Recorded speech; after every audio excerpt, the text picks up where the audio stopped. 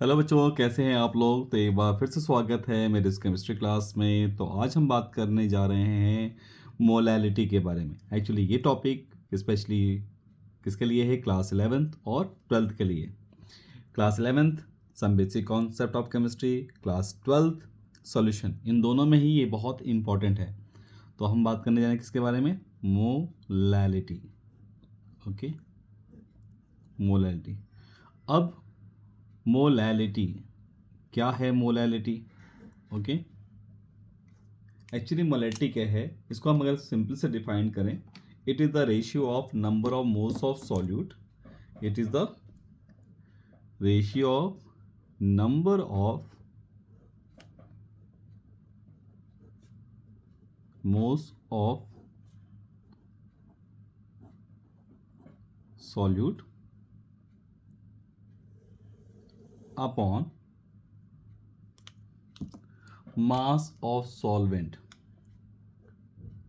Mass of solvent in kilogram. So now once again हम इसको define कर सकते हैं कि मोलैलिटी क्या है। Molality is the ratio of number of moles of solute upon mass of solvent in kilogram. As we know that कि हम नंबर ऑफ मोल्स कैसे निकालते हैं, अपने पुराने कॉन्सेप्ट में आते हैं। N is equal to small W upon capital W. Small W क्या है, weight of the sample provided. आपको उसका स्मॉल यानी सॉल्यूट का आपको वेट गिवन होगा, ठीक है। और ये क्या है, यानी कैपिटल डब्ल्यू क्या है, मोलर मास। यानी एक मोल का जो मास होगा that is called molar mass. यानी सपोज करो आपको एनिलीन दे दिया गया है या आपको ग्लूकोज दे दिया गया है, तो ग्लूकोज के केमिकल फॉर्मूले से आप उसका मॉलिक्यूलर मास निकाल सकते हैं। Okay, clear. तो अब मोलैलिटी को हम कैसे भी ऐसे भी लिख सकते हैं। So molality is equal to n upon m। m क्या है, यहाँ पे m हम डिफाइन करेंगे mass of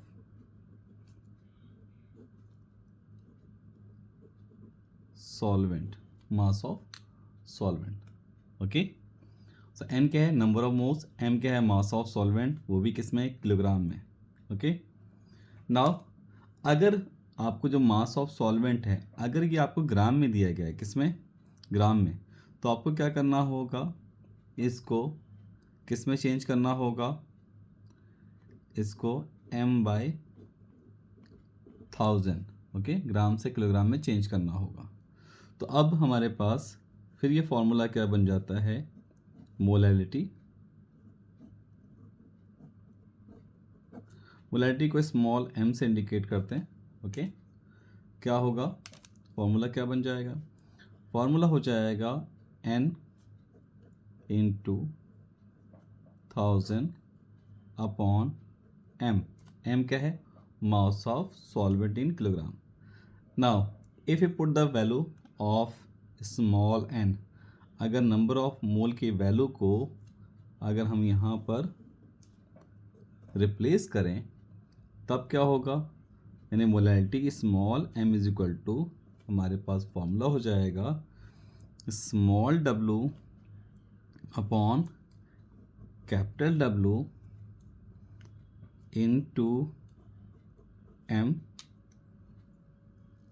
into 1000। Okay, so ये हमारा एक कंप्लीट फॉर्मूला तैयार होता है मोलैलिटी का, जो आपके एग्जाम में जनरली यूज़ होता है। ओके, आई होप दैट आपको ये बात थोड़ी समझ में आई होगी। ओके, मोलैलिटी स्पेशली हमारे क्वालिटेटिव प्रॉपर्टी से रिलेटेड है, और स्पेशली आपको एलिवेशन, बॉइलिंग पॉइंट, डिप्रेशन और फ्रीजिंग पॉइंट में मोलैलिटी का रिलेशन आता है। ओके, वहाँ पर हम इसको यूज़ करेंगे।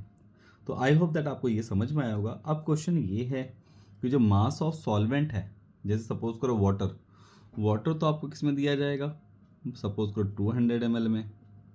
अब इसका मास कैसे निकालेंगे? तो हम जानते हैं density is equal to mass upon volume. Density is equal to mass upon volume. Okay, density is equal to mass upon volume. तो अब डेंसिटी कैसे मास कैसे निकालेंगे? तो आप समझ गए होगे, density into volume is equal to mass. अब सपोज करो हमारे पास क्या है, 200 ml वाटर, और वाटर की डेंसिटी कितनी दी है, 1 ग्राम पर सेंटीमीटर क्यूब। तो अब क्या करेंगे, सिंपल सी बात है, डेंसिटी को 1 रखेंगे, वॉल्यूम 200 हो जाएगा, तो मास ऑफ सॉल्वेंट हमारे पास आ जाएगा कितना, 200 ग्राम। ओके, देखा आपने? तो बहुत ही सिंपल है। अब इसकी जगह वाटर की जगह आपको बेंजीन दिया जा सकता है, वाटर की जगह आपको कार्बन टेट्राक्लोराइड भी दिया जा सकता है, कोई भी सॉल्वेंट दिया जा सकता है। तो अगर नॉर्मल ग्राम में लिखा गया तो कोई बात नहीं, बट अगर ग्राम में मेंशन नहीं है, वॉल्यूम में है, तो इसकी डेंसिटी आपको ज़रूर गिवन होगी। तो आप उस डेंसिटी के थ्रू इस फॉर्मूले का यूज़ करके मास ऑफ सॉल्वेंट कैलकुलेट कर सकते हैं। आई होप दैट आपको ये वीडियो पसंद आई होगी। सो प्लीज़ कमेंट बॉक्स में ज़रूर लिखिएगा, और अगर कुछ प्रॉब्लम हुई होगी या कुछ आपको एरर ऐसा लगा होगा तो प्लीज़ उसे भी मेंशन ज़रूर कीजिएगा, और प्लीज़ लाइक एंड सब्सक्राइब ज़रूर कीजिएगा। Thank you.